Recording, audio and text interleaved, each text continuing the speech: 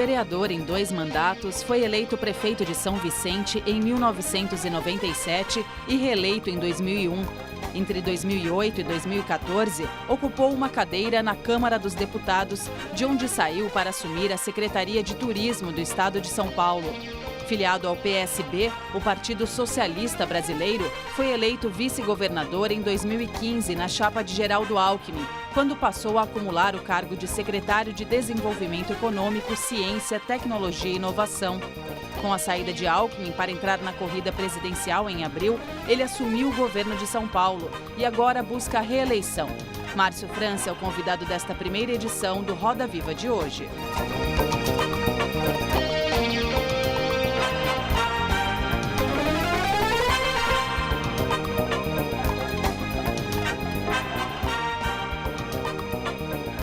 Bem-vindos a mais este Roda Viva, o mais tradicional programa de debates da TV brasileira. Hoje estamos com os candidatos ao governo de São Paulo, eleitos para o segundo turno. Agora vamos entrevistar o governador Márcio França, candidato à reeleição pelo PSB.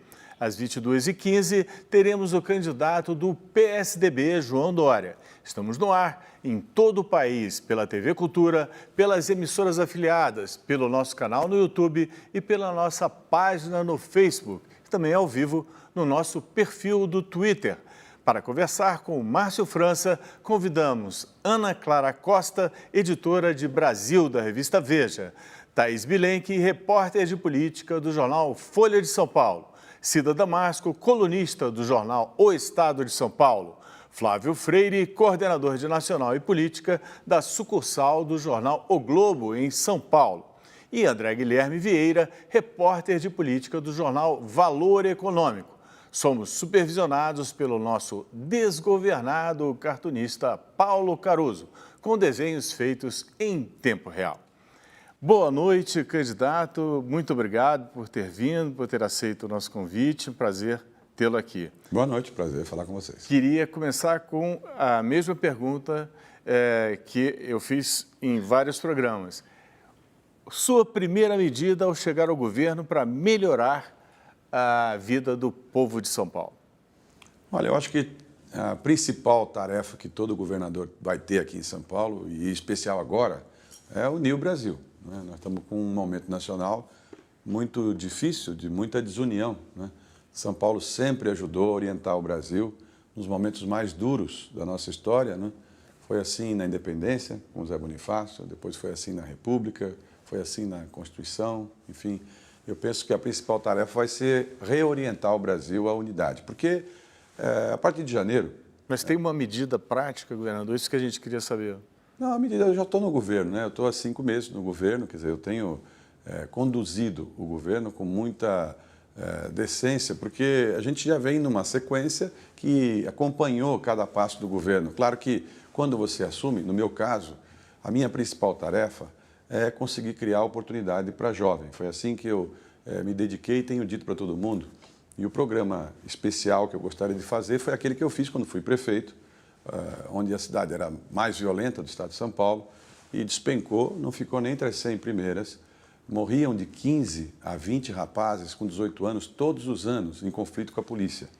E ele, depois de vários anos, 10 anos, não morreu nenhum rapaz com 18 anos. Não é uma coincidência, não é? A gente, ao longo dos anos, todos nós no Brasil, apostamos muito nos efeitos, não apostamos nas causas, não é? Criar oportunidade para jovens, chama-se Alistamento Civil, é um programa que já começamos, inclusive, tem quase 5 mil rapazes aqui no estado de São Paulo já dentro do programa, e ele vai ser uma revolução, porque simplesmente você vai criar uma oportunidade para aqueles que estão mais vulneráveis nesse instante da vida onde a pessoa decide que rumo tomar, né? E vai ser um programa grande, com 80 mil rapazes, moças. Isso significa dizer o tamanho da Polícia Militar de São Paulo. Então, naturalmente, ele vai dedicar uma energia de todo o governo. Vamos começar a nossa rodada. Cida Damasco. Bom, prefeito, o seu opositor tem procurado carimbá-lo como candidato do PT, como um petista enrustido, como ele tem dito várias vezes nas redes sociais. O senhor já declarou várias vezes, o senhor prega a neutralidade, mas, no entanto, pelo menos nas redes sociais, se nota um movimento de petistas votando, dizem ser o mal maior. Como é que o senhor se coloca no meio dessa confusão de posições? Primeiro, acho que é importante a gente pontuar o seguinte, quer dizer, eu fiz minha carreira toda num único partido. Eu sou do PSB desde a minha história, lá atrás, com 18 anos, né? Então, eu não estou de passagem por lugar nenhum, eu estou aqui há muitos anos, ajudei a formar, filiei antes de Eduardo Campos, antes de doutora Reis, antes de muita gente, né? Então, eu tenho muitos anos de história no partido. E a briga sempre foi exatamente a oposta.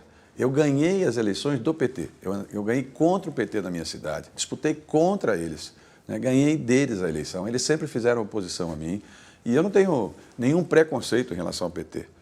Agora, só que eu não sou do PT, quer dizer, os petistas sempre achavam que eu era tucano, os tucanos achavam que eu era petista. Eu não sou nem tucano e nem petista, né? Eu sou do PSB e acho que a população de São Paulo já deu o seu recado. Ela não quer o PT, não quer o PSDB e aí... E aqui em São Paulo, pelo menos, ela eliminou os dois da disputa, não é? E é isso que ficou. A eleição brasileira não tem, nesse instante, nem o meu partido, nem o partido do Dória disputando. Mas é claro que Dória ele também não vai poder perder a eleição, ficar quieto, não é? Ele foi enganado, foi levado no bico, tiraram ele da prefeitura. Não é? Ele tinha uma prefeitura que todos nós fizemos um esforço para ele ser o prefeito, eu inclusive, né? Fizemos um esforço, o Alckmin, todos nós, para que ele fosse um grande prefeito. Você imagine, olha só, não é uma coisa simples. Ele olhou para minha cara mais de uma vez, 43 vezes, assim como eu estou falando para você, e disse assim, eu prometo a você, pela honra do meu pai, presta atenção, se é uma frase forte, pela honra do meu pai, que eu vou cumprir o meu mandato de 4 anos e que você é o melhor prefeito que São Paulo já teve. Então, dali para frente, ao não cumprir isso, tudo que ele fala, eu não acredito. Quer dizer, tudo que ele fala, para mim, parece meio soa falso. Fica igual esse programa de televisão. Bandido na cadeia, não sei o que lá. Para mim, alguém assopra, como se fosse um marqueteiro para ele. E ele vai lá e repete, repete. Ele é bom no que ele faz, né? Comercialmente falando. Mas, sinceramente, do ponto de vista do poder público, aliás, fazer a crítica aqui, porque eu vi esse comentário antes de começar esse programa, o rapaz disse que ele ia governar como empresário. Eu não conheço nenhum empresário que contrata 4 anos e faz um e sai andando. Esse não é o normal de nenhum empresário. Empresário decente cumpre o que fala. Candidato, Cida, desculpa. Ana. Candidato, bom, o senhor já disse em diversas ocasiões que o seu partido é de centro-esquerda e o PSB já integrou a base de governos petistas aí desde o governo Lula. Hoje ele apoia o Haddad, mas declarou neutralidade nos estados para que seus candidatos possam concorrer. Considerando isso, em quem que o senhor vota? Ou em quem o senhor apoia para presidente? Olha, eu desde o começo briguei muito no meu partido para que nós ficássemos neutros. Se eu não tivesse brigado aqui em São Paulo, né, o diretório de São Paulo, nós tínhamos ido lá com o PT. Não sei se vocês se recordam, mas nas 2 eleições do Lula, nós não fomos com o Lula. Na primeira, nós não fomos com ele no voto, nós tínhamos candidato. Na segunda, eu disputei contra o grupo do Eduardo Campos no Diretório Nacional e ganhei dele no voto para que nós não fôssemos. E eu estou dizendo isso sem nenhum tipo de problema com relação a isso. O que eu quero dizer é que nós não pensamos como eles, nós temos outras ideias, não é? Acho que essa disputa PT-PSDB deu o que tinha que dar. Tem um monte de exemplos aqui em São Paulo, em outros lugares, que vou só citar um pequeno porque me lembrei hoje, né? Aqui em Guarulhos, ao lado, uma cidade grande, com muitos problemas, enfim, é uma cidade que tinha 1.100.000 pessoas sem água. Fazem rodízio de água durante horas e horas do dia, só tem um pouco de água. Tudo por conta dessa briga PT-PSDB. Nós chegamos, faz 23 dias, nós aprovamos na Câmara Municipal de Guarulhos, agora temos o acordo, em Guarulhos vai ser água da Sabesp, em 100 dias, Pimentas, Centro, vários bairros de Guarulhos já não vão ter mais rodízio. Sinceramente, essa briga, esse tipo de condução que nós tivemos no Brasil, é uma condução equivocada. Na minha visão, a divergência de partido não pode levar a prejuízo à população. O seu partido tem sido muito claro em posições contrárias ao Bolsonaro e muitas pessoas do seu partido têm criticado tudo que o Bolsonaro diz. O senhor não tem criticado. Eu volto na minha pergunta, porque o senhor tem evitado críticas ao Bolsonaro. Eu não tenho uma relação com ele que seja próxima, mas nós convivemos juntos durante um período na Câmara. Ele é casado com uma moça que foi assessora de um parlamentar do PSB. Ele a conheceu na Câmara e ela virou a esposa, ela hoje era a esposa dele, não é? Então a gente conviveu ali um pouco. O que eu acho que todo mundo se engana É porque as pessoas não percebem o que é que atraiu o voto para ele. O que atraiu o voto para ele é que ele é autêntico. O que ele fala é o que ele acredita. Eu posso não acreditar no que ele acredita, mas eu percebo esse grau de autenticidade. As pessoas ficam esperando essa briga direita e esquerda e não percebem que é a autenticidade que leva o voto para ele, não é? Essa simplicidade. Ele tem esse tom simples. Eu não tenho o conhecimento de convivência com ele. É claro que muitas coisas que ele pensa, eu não penso, não é? Agora, sinceramente, eu também não penso como Haddad. Quer dizer, não me sinto à vontade para ter essa disposição, até porque eu acho que a tarefa de quem está em São Paulo para o futuro vai ser unir o país. Eu tenho muita dúvida o que acontecerá se a gente tiver o Brasil inteiro achando que é bom colocar gasolina nesse fogo, não é? Porque eu não sei se as pessoas já experimentaram uma experiência de conflitos verdadeiros, não é? Eu posso garantir para vocês, na minha opinião, tudo ao final, quando chegar 1º de janeiro, aquele que ganhar tem que governar para todos. Vai ter que governar para o Lula, vai ter que governar para o anti-Lula, vai ter que governar para todo mundo. Não é possível a gente estimular, e São Paulo pode dar essa marca, de alguma coisa que é diferente, que junta as pessoas. Por exemplo, não achou estranho que eu tenho aqui o Major Costa e Silva, que me apoia, o Paulo Scaff, que apoia o Bolsonaro, ele também é Bolsonaro, que me apoia, o outro, hoje o Marcelo Cândido, que apoia, acho que o Haddad, e me apoia. Ou seja, por que as pessoas de outras tendências me apoiam? Porque elas encontram um pouco de convergência, um pouco de conversa que não permite. O senhor chama de convergência, não pode ser conveniência eleitoral? Flávio, desculpa. Não, seria se fosse uma experiência única, mas a minha vida inteira foi assim.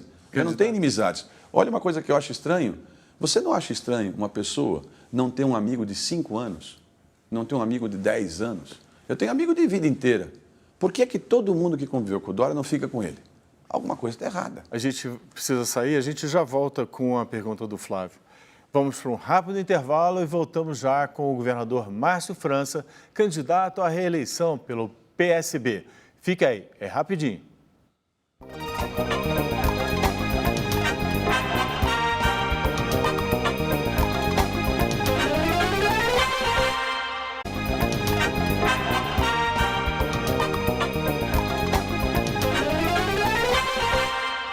Estamos de volta com o governador Márcio França, candidato à reeleição pelo PSB. Vamos continuar nossa rodada de perguntas de jornalista com o Flávio, que acabou que não fez direito a sua pergunta. Estruncado. O senhor, quando respondeu a Cida Damasco, agora há pouco no primeiro bloco, o senhor disse que não tem preconceito com o PT. Eu quero saber do senhor, a partir dessa declaração, se ela pode ser entendida como uma abertura de canais para quadros do PT no eventual governo do senhor. Não, acho que não. Eles também não têm nenhuma intimidade comigo, né? Não tem para poder pleitear isso. O que eu acho é que as pessoas devem votar no segundo turno por eliminação. Quem você gosta menos. E aí eu não tenho dúvida, aqui no estado de São Paulo, até porque ele é muito mais conhecido do que eu, ele adquiriu uma rejeição muito grande, porque ele foi agressivo com pessoas desnecessariamente. Falar da minha saúde, por exemplo, né? Falar do filho de candidato, falar das pessoas pessoalmente, coisas que não se faz, né? Porque não é correto, do meu ponto de vista. E do mesmo com relação a algumas pessoas do PT, ele fez coisa que eu acho que é desnecessário, né? Tripudiar sobre as pessoas que faleceram. Enfim, não vou entrar nesse mérito, mas acho que ele angariou uma antipatia que o voto seria contra ele de qualquer jeito. Se fosse um posto, votaria lá. A pergunta é programática. O senhor teria apoio, teria uma relação, uma aliança com o PT no eventual governo? Não, eu não tenho nenhuma relação com eles hoje que permita isso. Né? Não tenho mais um tipo de relação. Ao contrário, eu tenho com outros partidos. Né? Eles, até nos últimos debates, as pessoas imaginavam isso, que eles pudessem fazer um pouco mais leve e tal. Você viu que, enfim, eles fazem o conflito comigo, porque, de qualquer maneira, nós não pensamos igual, entendeu? É assim, eu já disse isso no primeiro turno, vou repetir. Eu fiz a opção aqui em São Paulo de fazer o Alckmin, porque ele, na minha visão, era quem podia aglutinar um pouco dessa coisa da experiência com maturidade, quer dizer, podia ter talvez uma travessia desse momento mais difícil do Brasil. A opção do povo não foi essa, foi a que foi, e agora as duas soluções que existem, se bem que eu acho que a eleição está muito encaminhada para uma definição, né? A gente não tem como negar a definição nacional que se encaminha. E isso se deu em função dessa polarização que o PT também construiu. Porque o PT, há muito tempo, no meu caso pelo menos, eu vi outros casos, que eles faziam acusações nas pessoas, brigavam então, e reclamavam, e tinha um tipo de crítica que era dura, errada, que era dura demais, que extrapolava o tom. E depois, eles, quando tiveram a oportunidade de estar no governo, eles próprios cometeram os mesmos erros ou erros parecidos, parte pelo menos do PT. Então, eles estão pagando esse preço hoje. Vamos agora, Thaís. Governador, boa noite. O senhor disse que as urnas deram um recado claro que não querem o PSDB nem o PT. E o senhor tem se colocado como uma alternativa a essa polarização. Mas o seu governo, o senhor era vice do Alckmin, do PSDB, e manteve uma base, fora aqueles que saíram para apoiar o João Dória, uma base próxima à do governo Alckmin, e alguns aliados continuam no seu governo. Da mesma forma, aquela velha prática que a gente já conhece na política brasileira, que foi feita no governo Alckmin, o senhor continua fazendo também, que é de dar cargos, dar espaço no governo para aqueles que apoiam o senhor, como o senhor fez recentemente com o PROS e outros aliados que estão na sua coligação. Como é que o senhor pretende fazer algum tipo de mudança no governo, continuando como está? Mas eu volto a falar, você tem que usar como referência o testemunho da sua vida. Eu fui prefeito, eu fui reeleito com 93% dos votos quando eu fui candidato à reeleição. 20 anos se passaram. Agora, na eleição passada, eu tive quase 70% dos votos na minha cidade. Uma grande cidade, difícil de ser governada, não é? Eu governei com todo mundo. Eu não tenho problema de você, não, eu não tenho a hegemonia. Aliás, esse é um grande erro, né, que o PT cometeu e outros também cometeram, de achar que só eles têm a razão. Eu não tenho essa hegemonia. Cada um que tenha bons quadros pode indicar pessoas, isso não tem nenhum problema. Agora, o comando é meu. Eu sei fazer o comando, as pessoas que estão lá estão sob o nosso comando e vão seguir a nossa linha. E todas as vezes em que eu estive em governos foi assim, e acho que é assim que tem que ser, porque a democracia, ela não pode ter uma pessoa só achando que ela vai ter todas as pessoas de todos os lados. A maioria da população sequer tem partido, né? Hoje no meu governo, por exemplo, aqui em São Paulo, o secretário da Fazenda, pela primeira vez na história, é um funcionário de carreira. O secretário da Justiça é um funcionário de carreira. O secretário da Segurança Pública é um funcionário de carreira. A maioria são funcionários de carreira, né? É que todo mundo, mas esse aqui não é, aquele ali não é. Ora, todos os governos têm que ser montados a partir das pessoas que estão com você, é claro. Porque é importante que você tenha outras visões no governo. André. Tudo bem, governador. O senhor fala aí, o senhor tem um discurso conciliatório, mas quando o Flávio perguntou, por exemplo, da eventual participação no governo do senhor, se o senhor for reeleito, o senhor rapidamente repele a ideia de ter alguém do PT no seu governo. É uma estratégia de campanha para evitar a rejeição que o eleitorado do paulista tem para com o PT? Não, é sinceridade. Eu não tenho nenhuma relação. Como é que eu vou ter alguém? Eu não conheço as pessoas, não tenho relação com eles, né?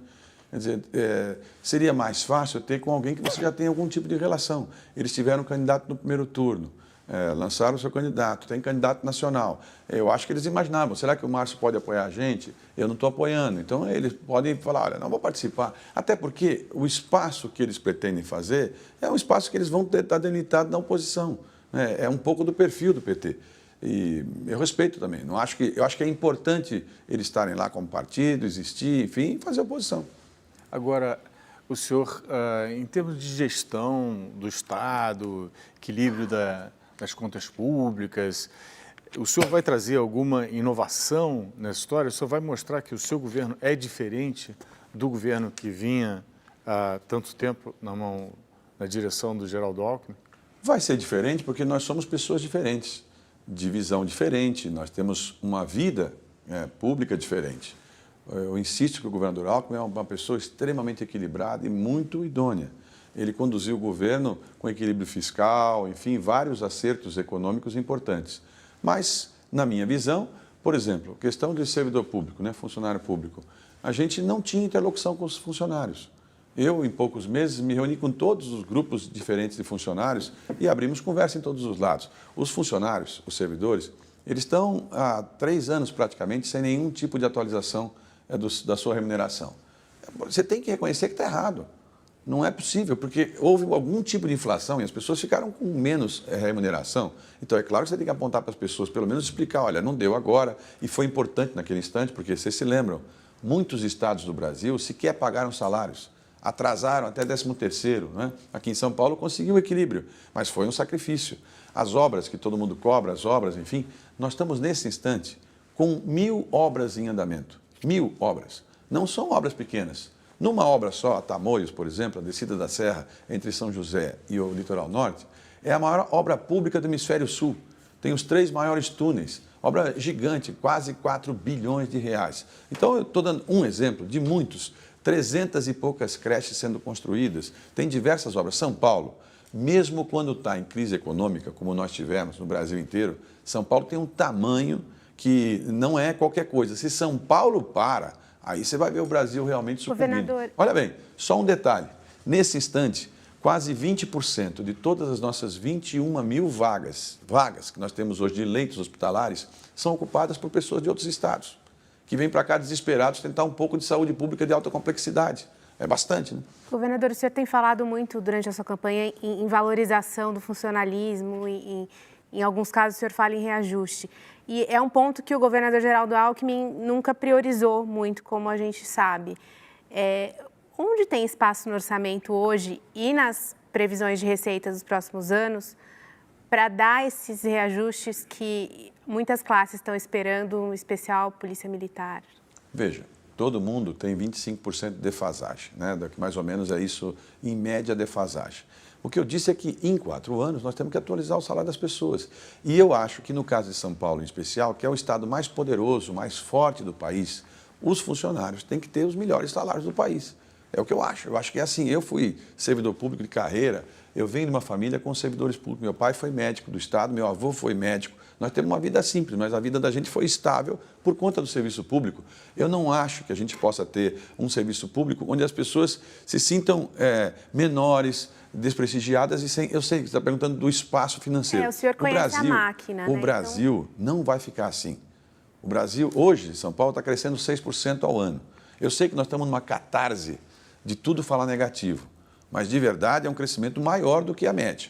Se a gente tiver a mão certa, a gente cresce mais, porque tem espaços orçamentários que foram feitas opções políticas. Ou foi feita uma opção para lá, uma para cá. Por exemplo, quando você decide alguma coisa, por exemplo, da onde tiraram o recurso quando houve um reajuste no Supremo para a média salarial que aumentou o teto do Estado? Olha, tem que pagar e pronto. Agora, por que nós não podemos ter o professor mais bem pago do Brasil aqui em São Paulo? Se o senhor for eleito para o primeiro ano, o senhor já prevê reajuste? Não, considerando... Claro que todo ano tem atualização. O orçamento do ano que vem é um orçamento com 4%. Eu previ acima da média de crescimento no Brasil. Mas, sinceramente, ao contrário da grande maioria, eu estou otimista. Eu acho que nós vamos acertar com o Estado de São Paulo, e acertando o Estado de São Paulo, a gente vai crescer muito mais. A gente pode crescer 10%, 12%. Certamente tem muitas arrecadações. Eu vou citar um único exemplo para vocês. Existia um assunto aqui em São Paulo que é precatório. Vocês conhecem porque esse assunto veio à tona outra época, aí numa pergunta que eu fiz para o Dória, enfim. Esse assunto, São Paulo deve, ao longo de toda a sua existência, mais de 20 bilhões de precatórios. 20 bilhões de precatórios. Aí tinha um fundo, que é depósito judicial privado no Tribunal de Justiça, que houve uma lei do senador Serra que permitia você encaixar essa situação e tirar um pedaço desse fundo. Não se conseguia fazer isso. A gente encontrou a fórmula, falou com o tribunal, acertou com o Banco do Brasil. Nós vamos levantar quase 8 bilhões desse fundo e vamos quitar quase 50%, ou talvez 50%, porque metade é por uma ordem cronológica e metade é pela ordem de descontos. Nós vamos quitar quase 50% dos precatórios do Estado de São Paulo. É uma coisa impressionante. Quer dizer, 20 e poucos anos... O São Paulo tem 100 e poucos anos nesse novo formato. Você quitar 50% dos precatórios é uma coisa que não havia sido feita. É possível fazer, mas tem que conhecer serviço público. Se você não conhecer, se você for superficial, você fica só nessa história da marketagem, porque as pessoas não sabem como fazer. Hoje em dia, quando você assina uma coisa, você assina na pessoa jurídica, mas você se responsabiliza na sua pessoa física. Você imagine, eu tenho mais de 30 anos de vida pública. Eu cumpri todas essas jornadas, né? Então, eu sei o que eu estou fazendo. Eu não estou chutando, não é apenas uma vaidade. Agora, a gente volta com vocês depois. A gente precisa fazer mais um intervalo. Voltamos com o governador Márcio França, candidato à reeleição pelo PSB. Aguarde só alguns instantes. Até já.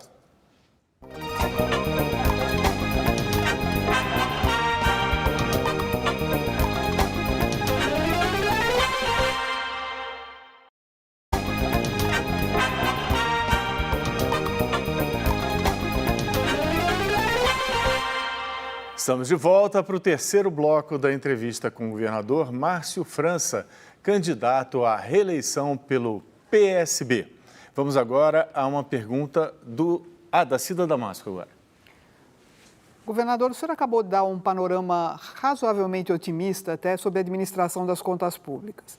Mas numa reportagem publicada há poucos dias no Jornal Estado de São Paulo sobre o crescimento da dívida dos estados, o seu secretário da Fazenda destacou o fato de que o Estado tem conseguido honrar seus compromissos, mas manifestou uma preocupação específica com relação à evolução dos gastos da Previdência. Como é que o senhor avalia essa questão dentro desse cenário de desempenho da dívida pública? Veja, em São Paulo foi feita a lição de casa. Existe uma outra previdência paralela. Os funcionários que entram agora já não têm mais o mesmo de previdência que os funcionários antigos, então, para efeito de futuro, está resolvido. Agora, de fato, tem um déficit. Uma das coisas que eu penso é o seguinte: São Paulo paga todos os meses 1 bilhão 360 milhões, que vai chegar ano que vem a 1 bilhão e 600, 1 bilhão e 700, para o governo federal pagando suas dívidas do passado. 1 bilhão e 300 mês, né? É bastante recurso também. E, entre outras coisas, por exemplo, como eu falei, a gente atende muitas pessoas que vêm de outros estados. Num dos debates, um adversário meu falou isso, inclusive enfim, não vou falar de novo o nome, né? Mas ele falou: se a criança é de outro estado, manda ela embora para outro estado. Como é que eu faço isso com uma criança que tem câncer no cérebro, né? No Santa Marcelina? A gente manda embora para outro estado, com a mãe dele, junto. São Paulo tem obrigação com as pessoas de outros estados também, porque as pessoas também ajudaram a construir São Paulo. Agora, é evidente que a União tem que indenizar isso para a gente. Não está correto a gente usar o recurso de São Paulo, fazer com que a saúde pública tenha uma saúde de qualidade e depois não possa ser reembolsado desse valor. No Dante Pazanese, nós começamos agora uma cirurgia nova, que é uma cápsulazinha importada, que coloca no coração das crianças que têm problema de cardiopatia. Eu autorizei reabrir a UTI e eles começaram a fazer essa cirurgia. Custa R$10 mil o aparelhinho. Uma cirurgia que rasgava o peito das crianças, e eu vi recentemente de uma menina de 9 anos, fui lá assistir a cirurgia, ela levou 1 minuto e 30 segundos. E o médico saiu da sala, tirou a máscara e falou: governador, essa menina vai embora para casa amanhã. O senhor resolveu isso em 10 dias. Estava enrolado isso há tanto tempo. Porque, como eu falo, muitas vezes você estava evitando gastar de um lado, mas estava gastando do outro. Porque essa criança ficava lá na UTI, em algum lugar, evidentemente gastando também. E se você olhar, é assim na segurança pública, é assim na saúde. Se você tiver mais exame e os exames forem abertos ao final de semana, você vai zerar a fila de consulta e de exame em 6 meses. Custa 130 milhões de reais para fazer isso. Não é tão absurdo assim, se você pensar que a gente, com isso, evita muito que as pessoas cheguem no hospital.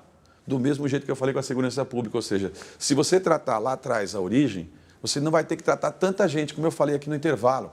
Os meninos da Fundação Casa hoje, que são 8.500 meninos, eles custam hoje R$11.500 por mês. Isso consome R$1 bilhão do Estado por ano. Nós estamos com 230 mil presos. Daqui a uns 20 anos, porque em 20 anos nós crescemos 6 vezes. Daqui a 20 anos, se a gente continuar assim, nós vamos ter 1,5 milhão de presos. A pergunta é, não é possível que ninguém perceba que isso está errado. Nós estamos tratando só dos efeitos e não da causa. E eu quero a chance de tratar da causa. Flávio. O senhor, quando respondia a Thaís sobre nomeações e apoios, o senhor disse o seguinte: as pessoas que estão lá estão sob nosso comando. Este ano, por conta da Lava Jato, 2 nomes de primeiro escalão do governo do senhor foram presos, acusados de desviar verbas no esquema do Rodoanel e da Dersa, o que a gente viu aí no noticiário. Eu pergunto, o que falhou nesse comando? Não, primeiro que não foram pessoas de primeiro escalão do meu governo. Eles eram pessoas que estavam no governador Alckmin. Ambos são homens de confiança em cargos importantes da Secretaria de Transporte. Agora, só para dizer que não são do primeiro escalão, né? São pessoas que já estavam no governo e, como eu sempre digo, até pela minha formação de advogado, eu não gosto de associar um inquérito à condenação, porque muitas vezes você pode cometer uma injustiça, né? Você pode, às vezes, falar de uma pessoa, amanhã aquilo não é a verdade e, no final, quem é que vai reparar essa pessoa, não é? Então, ele foi processado, se por acaso for condenado, vai cumprir. Se ele não for condenado, muita gente que falou, que prendeu, enfim, pode se arrepender, né? Nós tivemos vários casos assim no Brasil. Eu não tenho intimidade com essas pessoas, elas são do PSDB, elas são do 45, seria muito fácil para mim falar que são do PSDB. Mas eu não acho que as pessoas, inicialmente, são culpadas porque são processadas. Eu acho que só quando as pessoas, ao final, tiverem a sua condenação. Eles foram encontradas provas, documentos rasgados. Foram já encontradas provas? Foram documentos rasgados na sede da DES. Quem decide se forem encontradas provas é o Supremo. Na hora que ele decide, ele condena. Esse caso aí, nem ainda o processo começou. Quer dizer, então, assim, eu não acho, sinceramente, não é meu amigo. Eu não tenho relação com ele. Mas eu não faria isso com as pessoas, porque ele tem esposa, ele tem filhos, né? Eu não faço isso com as pessoas porque eu tenho medo de amanhã fazerem comigo e ser injusto também, né? É isso. Thaís. Mas o fato é que a Dersa e essas grandes obras rodoviárias em São Paulo estão sendo escrutinadas e investigadas há muito tempo, com denúncias sendo feitas. Ainda não foram concluídos os processos, mas elas estão sendo, sim, sendo alvo de investigação. E essa prisão, como o Flávio mencionou, ocorreu já quando o senhor estava no governo como titular e desde então o senhor não tomou nenhuma atitude, nenhuma providência, não anunciou nenhuma mudança. As pessoas saíram do governo. Não voltaram para o governo. Não, mas ele foi preso. Quando eu entrei no ele governo, foi preso, governador. Quando eu entrei no governo... Eu queria entender que tipo de medida que o senhor está tomando e já tomou e ainda não anunciou que a gente não conhece, ou que está preparando para evitar que a corrupção, que é generalizada no Estado brasileiro, não aconteça no Estado de São Paulo e não comprometa as finanças. Eu acho, sinceramente, uma frase também injusta. Nós temos 500 mil de funcionários. 500 mil. Você acha que é correto dizer que os funcionários são corruptos? Os 500 mil pontualmente de pessoas investigadas. Não, é claro que não, gente. É claro que não. Tem um monte de gente que trabalha todo dia, que ganha seu salário. Governador, o senhor tem algum mecanismo para evitar que aqueles que sejam corruptos... Claro, o meu comportamento. Como é que eu cheguei até aqui? Eu tenho 35 anos de vida pública, vivo do que eu ganho. Não respondo a processo criminal. O meu comportamento é o exemplo das pessoas falarem, olha, a pessoa que está no governo é assim. E eu volto a dizer, eu tenho absoluta convicção que o governador Alckmin é um homem idôneo. Mas o mecanismo de controle dentro do esquema, não estamos falando especificamente, não, mas a Thaís como é que você faz para... A não ser quando você tem um governo, você tem corregedoria, você tem auditoria, você tem procuradoria, todo mundo que apura vive o dia inteiro apurando isso mesmo, é para pegar. Todo instante tem gente, pode ter uma pessoa lá que fala, olha, vai ter um policial corrupto? Vai. Mas são todos os 130 mil que são... Não é verdade. Governador, como eu vi você viu no debate que eles falaram assim... As administrações penitenciárias são todas corruptas, mas como? São 30 mil homens, todo mundo é corrupto. Mas se entra celular, se fala por dentro, você tem que presumir que está...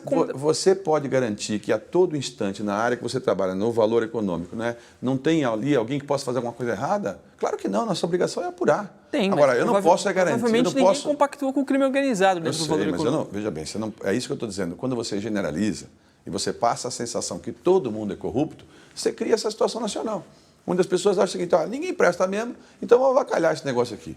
Na verdade, não é assim, não. Eu não autorizo ninguém a dizer que eu não presto. Pelo contrário, eu ando no mesmo lugar que eu fui, no mesmo lugar que eu vivo a minha vida inteira, com os meus netos, com os meus filhos, não tem um único cidadão no mundo que diga, dei 1 centavo para o Márcio França que não fosse o salário dele. Governador, não é uma questão personalística do senhor não, eu sei, mas é que vocês executivo. têm um poder muito grande. Vocês não percebem, vocês têm um poder muito grande. Vocês formam a imprensa brasileira. O meu ponto é o Se vocês disserem que todo mundo não presta, que nada vale... Ninguém está dizendo isso. O problema é que no caso do Estado de São Paulo, todos esse sistema que supostamente deveria prevenir a corrupção, controladoria, Tribunal de Contas, falharam. Não, mas foi esse sistema que pegou. Não, quem pegou foi as delações da Lava Jato e dos desdobramentos, os relatores, informações que vieram. Não é verdade. Todos esses sistemas foram... Veja, não é do meu governo, hein?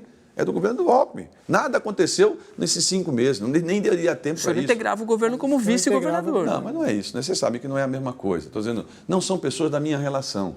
Mas eu não vou fazer aqui uma acusação sem ter a certeza de que a pessoa é culpada. Eu acho errado isso. É que a gente não está se baseando na figura do Laurence Casagrande. A gente está se falando de um mecanismo que a gente está vendo sendo revelado pontualmente. Então, a gente quer saber, do ponto de vista de mecanismo para evitar que essas situações aconteçam no seu governo... Mas eu apoio 100% as apurações. Eu apoio a apuração. Eu acho que tudo que foi feito com o Lava Jato é correto. Tem que apurar, tem que... Agora, também tem que ter a decência de, ao final, dizer assim, então, olha, foi inocente. Hein? Mas a pergunta da Thaís... Nós erramos, hein? Nós acusamos pessoas injustamente, né? E aí, assim, qual é a punição para quem acusou injustamente também? Tem que ter, né? Mas o senhor tem um mecanismo, é isso que ela perguntou, que o senhor não respondeu. Então, desculpa, eu não entendi. O senhor tem um mecanismo, o senhor pensa, como candidato à reeleição, em propor um mecanismo que ajude na prevenção dessa corrupção sistêmica que pode acontecer no estado de São Paulo também? Você tem que reforçar as apurações, reforçar as auditorias, reforçar os controles. Sinceramente, é completamente incompatível. Vocês vão entrevistar daqui a pouco um candidato. Vocês perguntem para ele de onde é que vem o dinheiro dele. Cadê a coragem de todo mundo? Vamos perguntar de onde é que vem o dinheiro. Se eu não produzo na indústria, se eu não produzo no comércio, se eu não produzo, não planto, não colho... Não, eu estou dizendo, vocês não acham que... O dinheiro do João Dória é de origem ilícita? Não falei nada, você está falando de João Dória. Eu estou falando de um candidato. Não, que a gente vai entrevistar. Eu estou falando para você o seguinte, todo mundo quer ter uma ideia generalizada de fazer acusações. Eu acho que a gente tem que apurar para todo mundo. Agora, sinceramente, eu não acho correto a gente colocar todo mundo numa só fornalha, tocar fogo sem dar às pessoas a chance de se defender. Governador, mas o senhor diria que casos de corrupção são excepcionais, são grande exceção ainda no país ou... Em todos os funcionários? Veja bem, só em São Paulo são 500 mil de funcionários na ativa. Será que a maioria dos funcionários é corrupta? Não é possível que vocês achem isso. Mas não também, é verdade. Acho não é difícil verdade. que a gente fale que os casos de corrupção hoje não, são uma exceção no país. Mas os casos de corrupção que você está falando são de pessoas que foram pessoas que tiveram em comando, não dos funcionários. Uma professora que vai trabalhar todo dia, ela também tem... Mas, governador, desculpe insistir, mas o estado de São Paulo foi governado por 24 anos pelo PSDB. Claro. Não é o seu governo, o senhor era vice do Alckmin, ok. Sim. Só que você tem o operador do PSDB, Paulo Preto, que foi preso, foi solto. Você tem todo um esquema... Sim, mas eu sou o adversário do PSDB, né? Você é adversário eu sou adversário do PSDB. Mas eu acho que a pergunta é pertinente justamente por isso. Não se trata de fazer ilações, de se atirar, jogar todo mundo na mesma fornalha. É um processo que está se revelando. Nós não começamos a fala dizendo isso. Aqui em São Paulo, as pessoas puniram, na minha visão, né? Escolheram outros que não fossem nem do PSDB e nem do PT. Eles estão pagando o preço que a democracia dá. Por que o eleitor que vai decidir, é a última, se vota ou não no senhor, deve pensar que o senhor é diferente do Alckmin, se o senhor foi vice dele durante 4 anos e ele foi supostamente leniente com esse combate à corrupção? Eu não acho que o Alckmin foi leniente em nada. Eu não acho que ele tenha sido a pessoa que aceitava. Acontece que, eu explico mais uma vez, se uma máquina pública desse tamanho, você não tiver controle cada vez mais eficaz, pode acontecer alguém ter corrupção, mas não quer dizer que a pessoa é a favor da corrupção, né? Eu, mais uma vez, vou dar o meu testemunho aqui de vida. Eu convivi com o governador Alckmin. Eu não faço como outros fizeram. Eu não vou dar rasteira nele, não vou esfaquear pelas costas. Eu não acho correto essa insinuação, dando a sensação que ele é uma pessoa que é desonesta. Esse moço vai largar agora, como ele largou a vida pública, ele não tem como viver financeiramente. Desculpe, governador, a gente vai para mais um intervalo. Voltamos já já com o governador Márcio França, candidato à reeleição pelo PSB. Aguarde só um minutinho.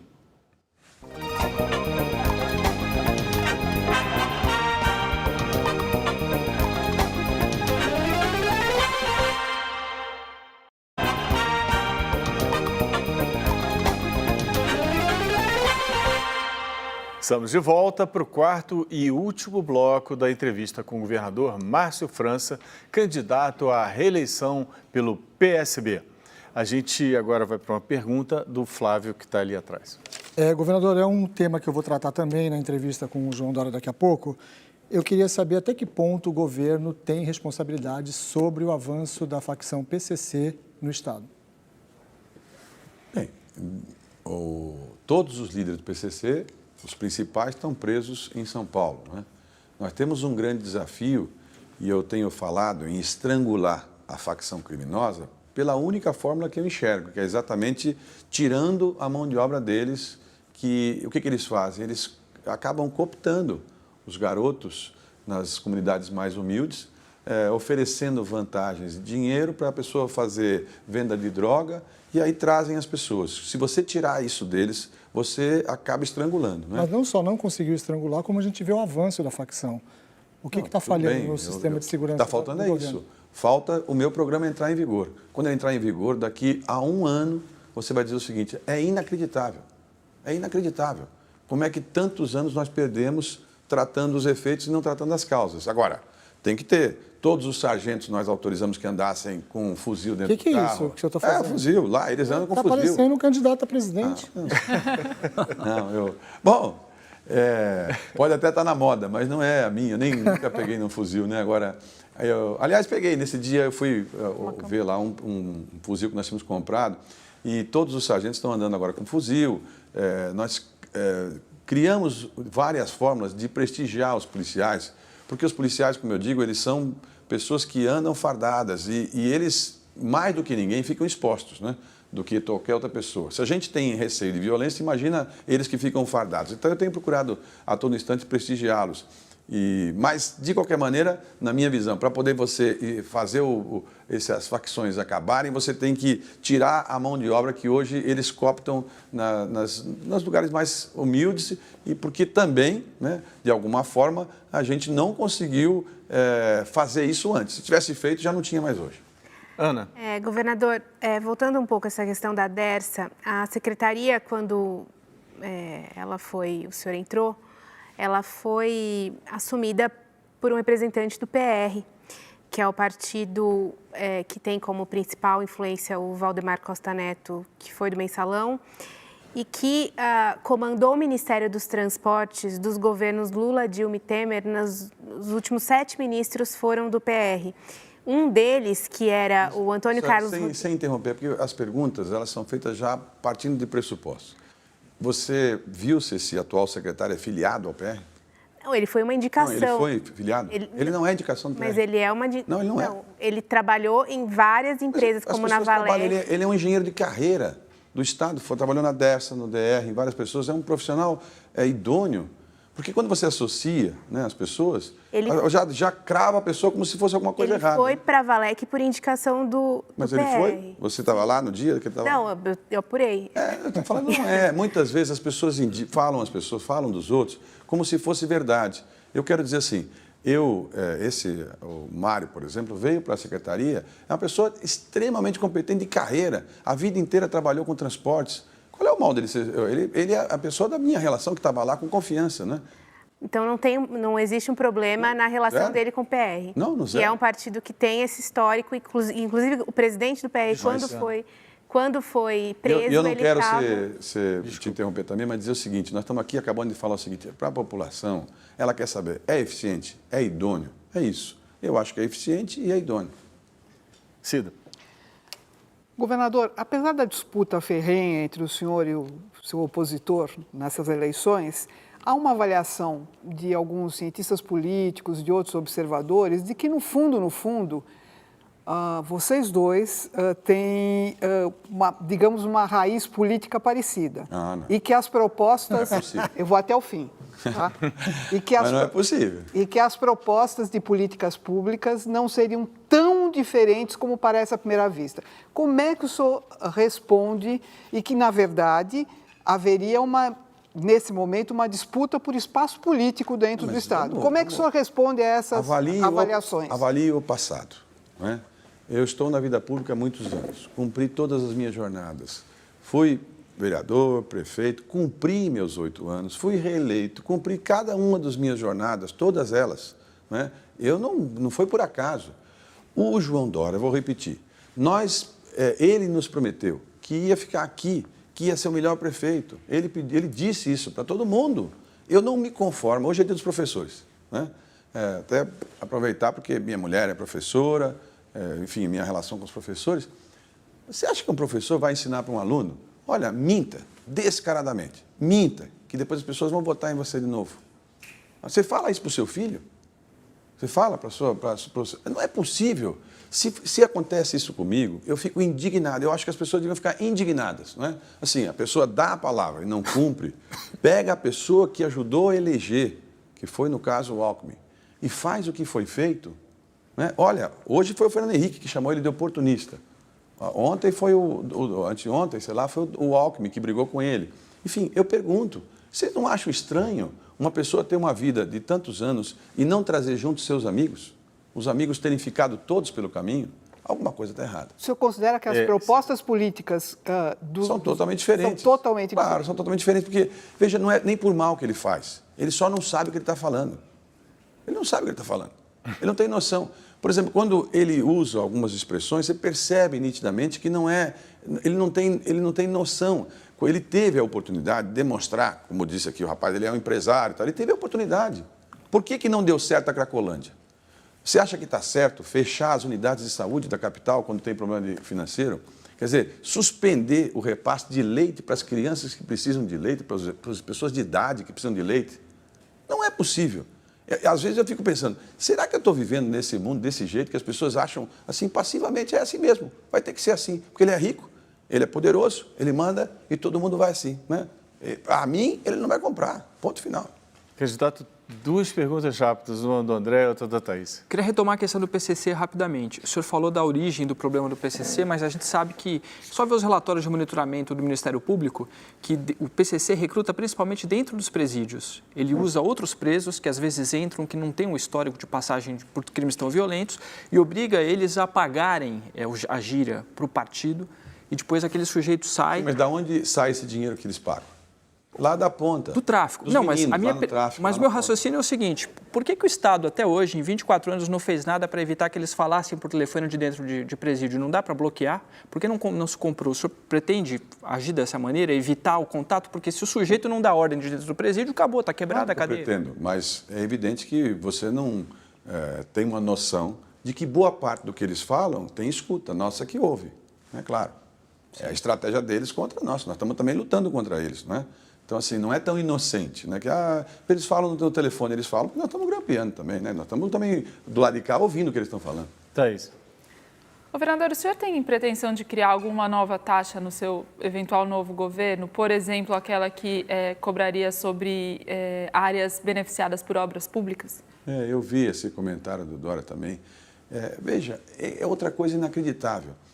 O que eu disse, e vou repetir aqui, é zero imposto novo. O que acontece é que tem pessoas, veja se você acha normal isso, Thaís, a pessoa sabe antecipadamente que eu vou fazer uma obra em direção a determinado lugar. Ela vai antes e compra as propriedades. Quando eu passo a obra nova, ela fica rica, com o dinheiro que é público. As pessoas pobres pagam os seus impostos, compram arroz, compram feijão, pagam imposto, aquele dinheiro vai fazer uma obra e algumas pessoas compram com a especulação imobiliária antecipadamente. Isso não está correto. A gente transfere dinheiro para as pessoas mais ricas. Quando você falou sobre a linha Bronze, você imagine que houve um caso, houve um caso que é em Campo de Jordão, né? Que ele comprou a rua. A rua. Se acontece isso na minha vida, meu Deus do céu, a pessoa comprou a rua, anexou a rua. O senhor vai criar algum imposto? Não vou criar nenhum imposto, zero. Essa taxa de melhoria não é não é um tributo. Não, a taxa de melhoria já existe, está criada faz 20, 30 anos, desde a Constituição. Isso com relação à construção da linha Bronze? Não tem linha de metrô. Isso, eu estou dizendo para você, quando as pessoas, hoje, quando você organiza uma obra nova, por exemplo, o Rodoanel, você vai passar um pedaço de uma obra para cá ou para lá, pessoas se articulam e compram propriedades para ganhar dinheiro na especulação imobiliária. Essas pessoas, se eu puder, eu cobro, porque é injusto com o povo. Candidato, a gente tem que agora encerrar. Eu queria que o senhor falasse de um erro seu e que lição o senhor tirou dele.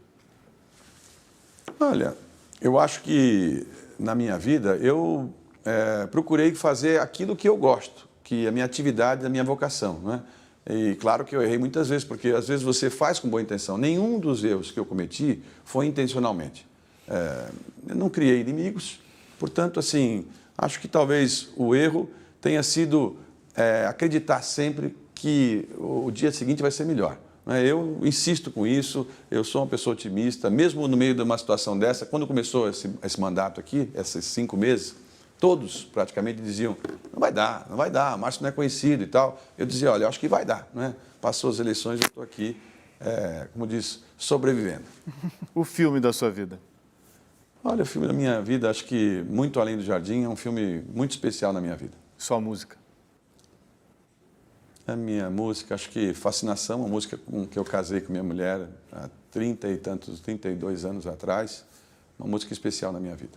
Entre os escritores socialistas, tem algum que o senhor guarde, que o senhor admire?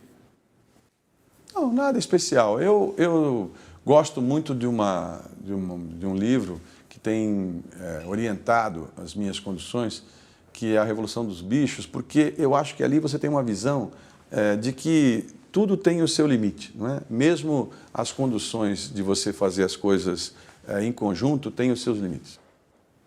Muito obrigado. Estamos chegando ao final de mais essa edição do Roda Viva. Agradeço a participação da Ana Clara Costa, da Thaís Bilenque, da Cida Damasco, do Flávio Freire, do André Guilherme Vieira e do nosso desgovernado Paulo Caruso. A gente vai às 10h15 para a entrevista com o candidato ao governo pelo PSDB, João Dória. Agradeço também a você que nos acompanhou até agora, especialmente ao Márcio França. Até.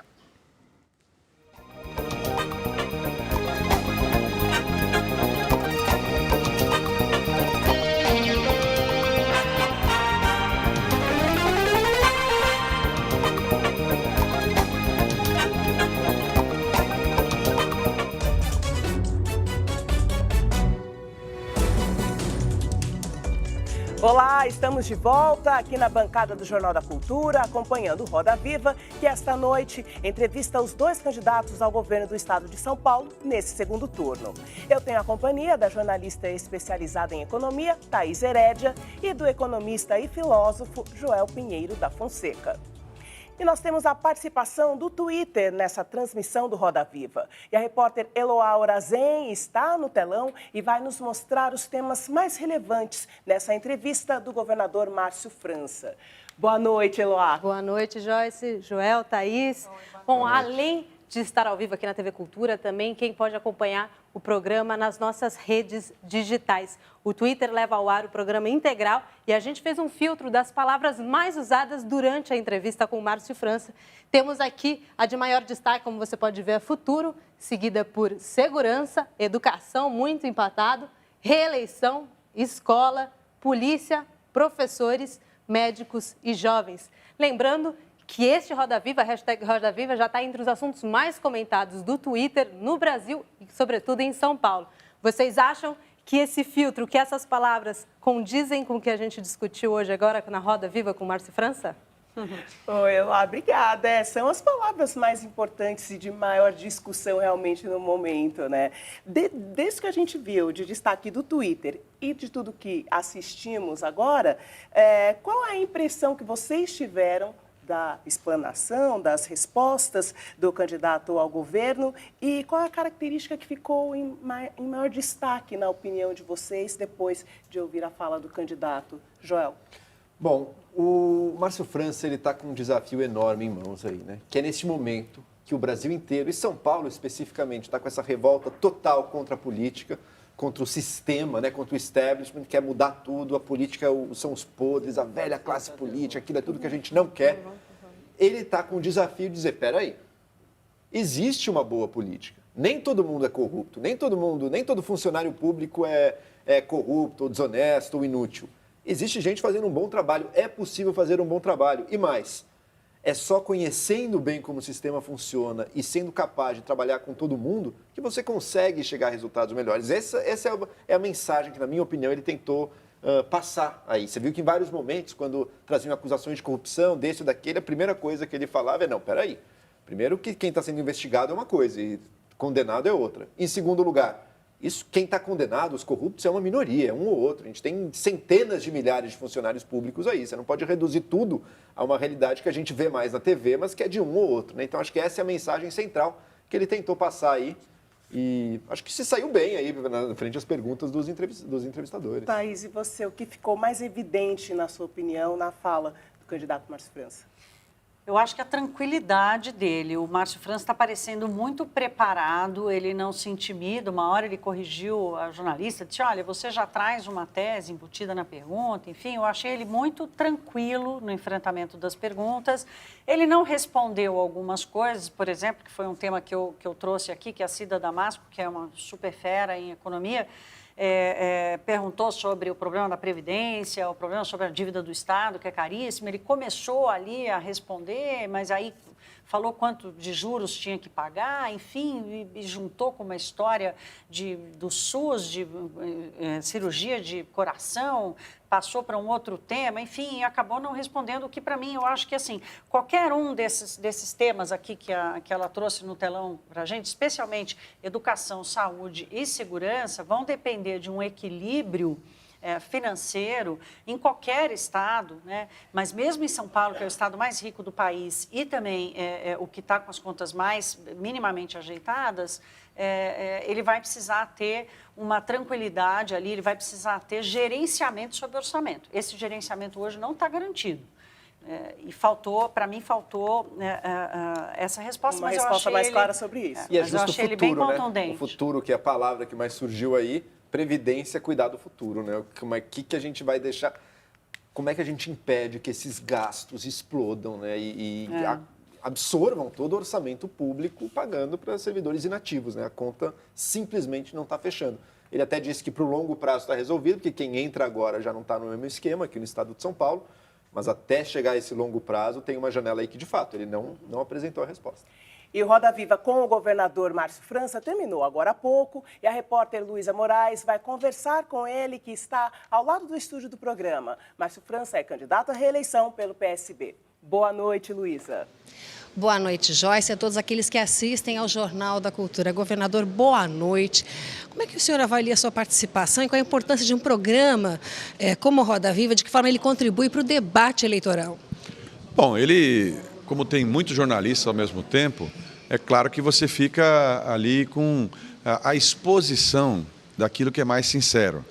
E, naturalmente, quem é mais sincero aparece de algum jeito, né? Porque você não consegue fazer tudo na marketagem, porque como é ao vivo, você faz com várias pessoas ao mesmo tempo, você acaba revelando um pouco da sua índole, né, do seu jeito, enfim, isso muda tudo, porque quando as pessoas fazem dentro de 30 segundos, aqueles comerciais, aquilo vem tudo meio montado, e assim você não consegue montar. É como aquela história a verdade sempre vem à tona. Bom, 2 semanas para o segundo turno, reta final, qual é a estratégia agora? Olha, no meu caso, a estratégia é você poder expor as suas ideias, porque ainda tem 20% das pessoas que não me conhecem, então, naturalmente, é buscar essas pessoas, não é? Eu saí de 3% para 40 e poucos por cento, né, ao longo dessa campanha. Então, foi em busca dessas pessoas que tinham dúvidas, que não sabiam qual era o meu comportamento, né, que estão descobrindo, de certa forma, uma novidade com alguém que já governa São Paulo há algum tempo, né, 5 meses pelo menos. Muito obrigada, é uma boa campanha. Nós voltamos ao estúdio com vocês aí, Joyce. Ok, Luísa, boa noite ao governador. Bom, nós ouvimos agora na fala do governador ele se referindo à virada, né, que aconteceu no primeiro turno. O que aquele momento representa em relação ao que o eleitor espera para o próximo turno e para o governo em si?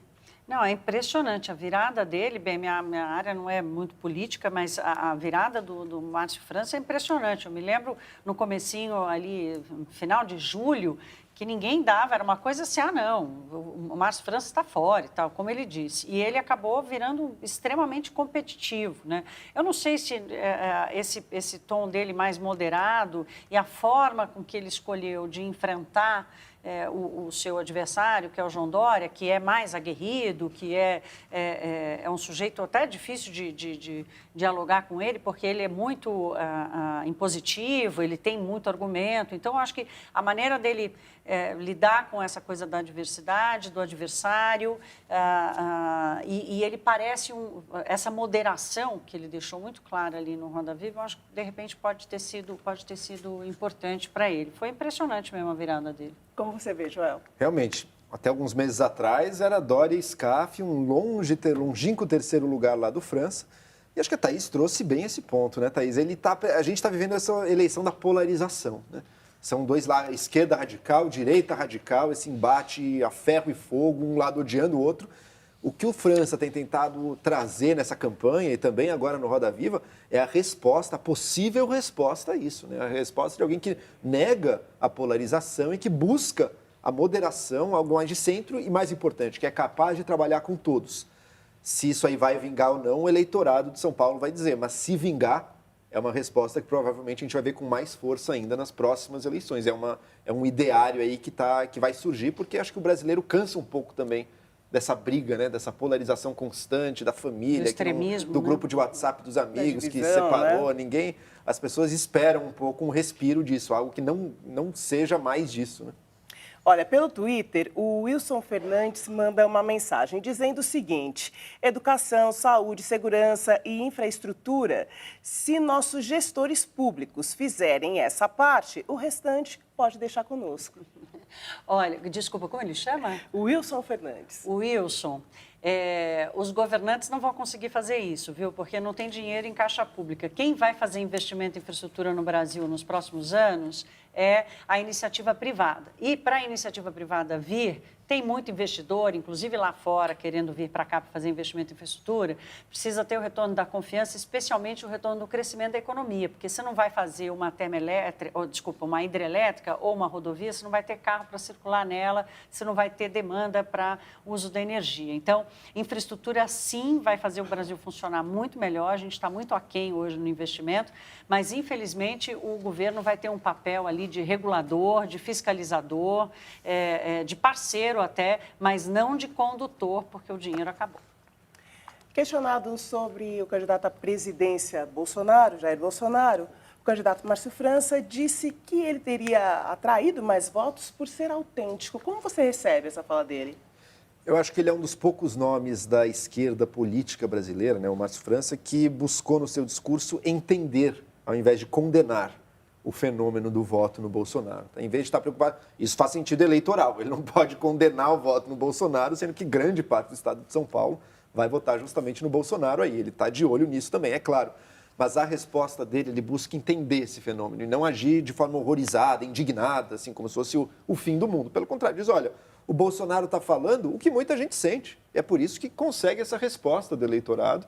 E é quase óbvio, né? Ele até acredita que nem seja tanto pela coisa ideológica, mas porque isso, alguém falando ali um pouco o que está sentindo, o que as pessoas estão achando, sem ligar tanto para esse discurso tão certinho da classe política, assim. Eu acho que o Bolsonaro não é só isso, mas pelo menos ali na resposta do França, teve essa tentativa de ressaltar algum aspecto que torne inteligível, até justificável, compreensível um voto, quando a gente vê grande parte das lideranças mais à esquerda apenas horrorizadas e condenando.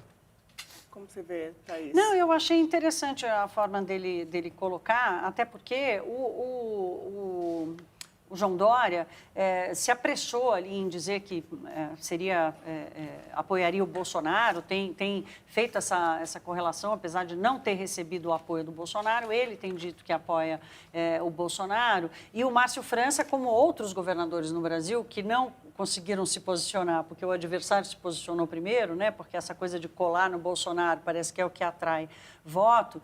E o Márcio, a princípio, teria ficado meio refém dessa situação, porque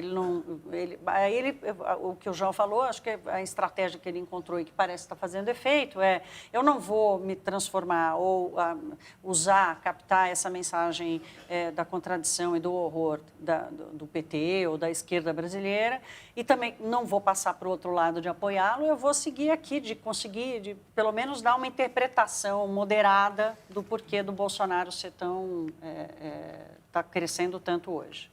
E sobre o combate à corrupção, alguém apresentou uma medida, uma maneira mais efetiva, uma solução mais clara, Joel?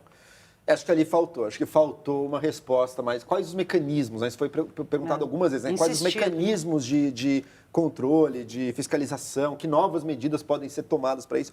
Ele disse o exemplo de vida pública dele, mas isso não é um mecanismo, né? Isso não é uma política de combate à corrupção, de apuração, ou seja lá o que for. Ele disse que apoia as investigações, apoia a polícia, apoia Lava Jato, mas de fato faltou. Existem novas medidas a serem tomadas no estado de São Paulo para pegar novos casos de corrupção? Ou é o que está valendo aí hoje em dia e vamos só apostar que isso aí vai continuar fazendo surgir os novos casos? Aí? Ele falou do depois, né? Ele falou do depois. Tem que apurar.